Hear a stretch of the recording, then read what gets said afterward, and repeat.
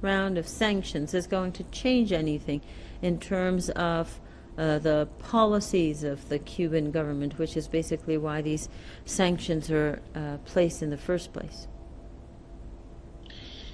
Greetings. All of these sanctions, it seems every day, every month, Biden, Trump, Obama, Bush, there's a new round of sanctions against the Cuban people and their fearless anti-imperialist leadership.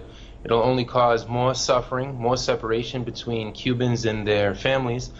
And that's exactly what they've been designed to do. And how cruel today, on the day that Fidel Castro would have been 95 years of age, arguably the most emblematic David versus Goliath figure, most important third world anti-imperialist figure of the 20th century. On his birthday today, they impose a new round of harsher, crueler sanctions. This does not represent the American people.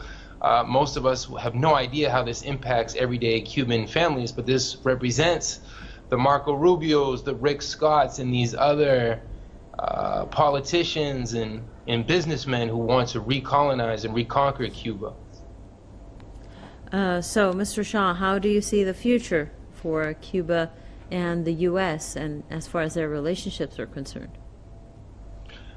I see more Cuban resistance despite this ideological war and military war. I don't see the U.S. foreign policy ever changing as long as the Cuban Revolution stands. And when we talk about an ideological war, just one example, whenever there's a Cuban athlete in the Olympics, a boxer, a shot putter, they always politicize sports when it has to do with Cuba. Manny Pacquiao just announced actually that he's going to be fighting a Cuban fighter in 2 more weekends, and right away they have all these headlines about the suffering in Cuba. And this is the double standard. This is the ideological war.